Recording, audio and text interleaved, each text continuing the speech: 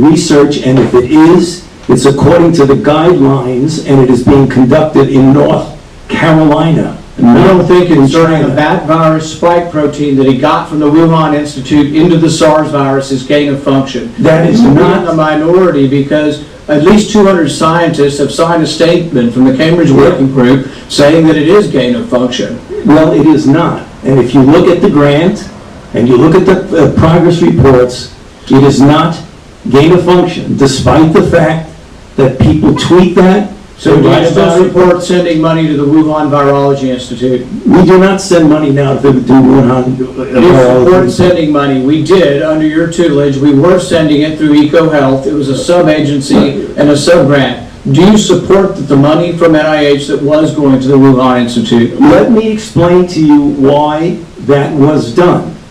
The SARS-CoV-1 originated in bats in China. It would have been irresponsible of us if we did not investigate the bat viruses and the serology to see who might have been affected. Or perhaps it would be possible to send it to the Chinese government that we may not be able to trust with this knowledge and with this incredibly dangerous viruses. Government scientists like yourself who favor gain of function research. I don't favor gain of function research in China. You're saying things that are not correct. Government defenders of gain of function, such as yourself, say that COVID-19 mutations were random and not designed by man. But interestingly, the technique that Dr. Barrett developed forces mutations by serial passage through cell culture that the mutations appear to be natural. In fact, Dr. Barrett named the technique the no-seum technique because the mutations appear naturally. Nicholas Baker of the New York Magazine said nobody would know if the virus had been fabricated in a laboratory or grown in nature. Government authorities in the U.S., including yourself, unequivocally deny that COVID-19 could have escaped a lab. But even Dr. Shi in Wuhan wasn't so sure. According to Nicholas Baker, Dr. Shi wondered, could this new virus have come from her own laboratory? She checked her records frantically and found no matches. That really took a load off my mind, she said. I had not slept for days. The director of the gain of function research in Wuhan couldn't sleep because she was terrified that it might be in her lab. Dr. Barrett, an advocate of gain of function research, admits the main problem that the Institute of Virology has is the outbreak occurred in close proximity. What are the odds? Barrett responded, could you rule out a laboratory escape? The answer in this case is probably not. Will you, in front of this group, categorically say that the COVID-19 could not have occurred through serial passage in a laboratory? I do not have any accounting of what the Chinese may have done, and I'm fully in favor of any further investigation of what went on in China. However, I will repeat again, the NIH and NIAID categorically has not funded gain of function research to be conducted in the Wuhan Institute of Virology. You support it in the U.S. We have 11 labs doing it, and you have allowed it here. We have a committee to do it, but the committee has granted every exemption. You're fooling with Mother Nature here. You're allowing super viruses to be created with a 15% mortality. It's very dangerous, and it was a huge mistake to share this with China, and it's a huge mistake to allow this to continue in the United States. And we should be very careful to investigate where this virus came from. I fully agree that you should investigate where the virus came from, but again, we have not funded gain of function research on this virus in the Wuhan Institute of Virology, no matter how you say it. There was research done with Dr. Shi and Dr. Barrett. They have collaborated on gain of function research where they enhanced the SARS virus to infect human airway cells, and they did it by merging a new spike protein on it. That is gain of function. That was joint research between the Wuhan Institute and Dr. Barrett. You can't deny it. Senator Paul, your time has expired. Dr. Fauci, I will let you respond to that when we need to move on. Excuse me? I will allow you to respond to that, and then we'll move on. Yeah, I mean, I just wanted to say, I don't know how many times I can say it, Madam Chair. We did not fund gain of function research to be conducted in the Wuhan Institute of Virology. Thank you. Senator Schmidt.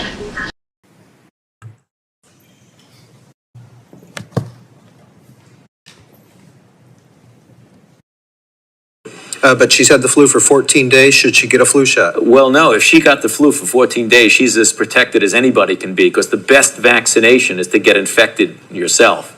And So she should not get it? if she really has the flu, she definitely doesn't need a flu vaccine. If she really has the flu. She should not get it again? No, she doesn't need it, because it's the most potent vaccination is getting infected yourself. This is an ongoing question, and we've had ever-evolving opinions from you, Dr. Fauci. Currently, antibody surveys show that 80% of children, approximately 80% of children, have had COVID, and yet there are no guidelines coming from you or anybody in the government to take into account their naturally acquired immunity. You seemed quite certain of yourself in 2004, but in 2022, there's a lot less certainty.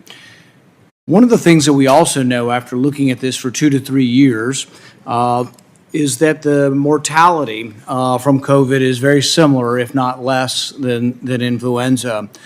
So when we look at this, we wonder, why you seem to really embrace basic immunology back in 2004 and why you seem to reject it now. Well, I don't reject basic immunology, Senator, and I have never denied that there is importance of the protection following infection. However, as we have said many times, and as has been validated by the authorization by the FDA through their committee and the recommendation by the CDC through their committee, that a vaccination following infection gives an added extra boost. And that film that you showed is really taken out of context. I believe that was when someone called in who had a reaction to a vaccine and asked me through a telephone in the interview if they should get vaccinated again. So it was in the context of someone who had a reaction. And as a matter of fact, Reuters fact check looked at that and said, Fauci's 2004 comments do not contradict his pandemic stance. Actually, words don't lie. If you look at the words behind me, we can go over them a little bit at a time. She doesn't need it because the most potent vaccination is getting infected yourself. It is true. It is true, Senator. It is a very potent way to protect. So when you're trying to tell us that kids need a third or a fourth vaccine, are you including the variability or the variable of previous infection in the studies? No, you're not. Because when you have approved vaccines in recent times, and the committees that have approved it for children don't report anything on hospitalization or death or transmission. Right. They only report that if you give them the jab, they'll make antibodies. And you can give kids hundreds of jabs and they'll make antibodies every time, but that does not prove efficacy. Right. So what you're doing is denying the very fundamental premise of immunology that previous infection does provide some sort of immunity. It's not in any of your studies. Almost none of your studies from the CDC or from the government have the variable of whether or not you've been previously infected. So let's look at adults. I've had 3 infections. Should I get a 4th one? If you're going to measure whether I get a 4th one, you need a category that has a 4th one in it, and you need one that has nothing in it, no vaccine or the 4th vaccine. But you also need to know whether they've been infected. If you ignore whether they've been infected, you're ignoring a vaccine, basically, so you're ignoring a variable. So what you're giving us is you decry, and people decry vaccine hesitancy. It's coming from the gobbledygook that you give us. You're not paying attention to the science. The very basic science is that previous infection provides a level of immunity. If you ignore that in your studies, if you don't present that in your committees, you're not being truthful or honest with us. Senator, if I might respond, I have never, ever denied fundamental immunology. In fact, I wrote the chapter in the textbook of medicine Is it on fundamental immunology. Any of the guidelines for vaccines, You know, do any of the guidelines for vaccines from the government include previous infection as something to base your decision-making on with vaccines? Do any of the guidelines involve previous infection? That's why you're ignoring previous infection, because it doesn't involve any of the guidelines. And furthermore, We've been asking you, and you refuse to answer, whether anybody on the vaccine committees gets royalties from the pharmaceutical companies. I asked you last time, and what was your response? We don't have to tell you. Right. We've demanded them through Freedom of Information Act, and what have you said? We're not going to tell you. But I tell you this, when we get in charge, we're going to change the rules, and you will have to divulge where you get your royalties from what companies, and if anybody in the committee has a conflict of interest, we're going to learn about it. I promise you that. Mr. Chair, can I respond to that, please? May. Okay, there are two aspects for what you said. You keep saying you approve, you do this, you do that. The committees that give the approval are FDA through their advisory committee. The committees that recommend are CDC through their advisory committee. And you keep saying, I'm the one that's approving a vaccine based on certain data. So I don't really understand, with all due respect, Senator. You're the and I one have- that said you would not No. reveal what companies I'm- gave you royalties, or what company gave the other scientists royalties. Gotta move That's on. what you told the committee. Senator Paul, you Sir, gotta move on. could I please answer that? Briefly, yes. You keep asking committees, they're not my committees. They're the VRPAC committee for the FDA and the ACIP for the CDC. So I don't have any idea what goes on. And they with won't the- reveal, as well as you won't reveal Okay, what we're gonna companies. move on. We're over time. Senator Paul, you're over. Everyone is over a little bit. I just want to make sure we keep on time here. For the record, I know Chair Murray and previous chairs of this committee of both parties have found videos to be out of order.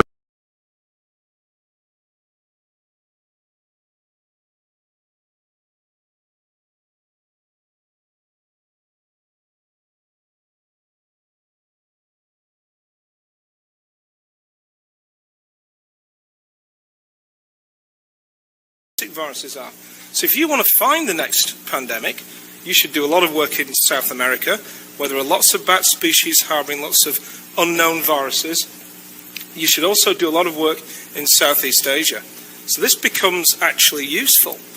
So working with the USAID EPT PREDICT program and funding through NIAID to work on coronaviruses in China, we were able to test out this idea of predicting what the next emerging disease might be. So we've all heard of SARS.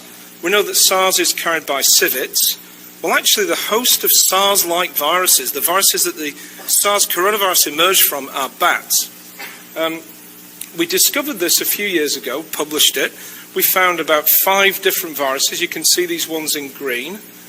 So we thought, okay, we've got an interesting set of viruses. It seems to be the origin of SARS. They're found in bats in China. It's a nice paper. We published it, I think, in Science. And, it was quite interesting. But then PREDICT came along, the USAID program, to discover new viruses in wildlife. And we worked in China to go out and do surveillance in other bat species and say, how many other SARS-like viruses are there? Is there something even closer to SARS? And sure enough, there was. And we've now found a very large diversity of SARS-like coronaviruses. Some are almost identical to SARS. In fact, there's one cave in Yunnan province that has every genetic element of the SARS coronavirus circulating in bats. And there are people out there who are hunting bats in that cave, eating them, people who live close by. And we're now doing surveillance of the people, and we've found using NIAID funding that actually there is potential of spillover into those people. We're starting to see some worrying signs in that part of the world. So here's a way to take the predictive side, go out and actually find evidence of a SARS-like virus spilling over into people, potentially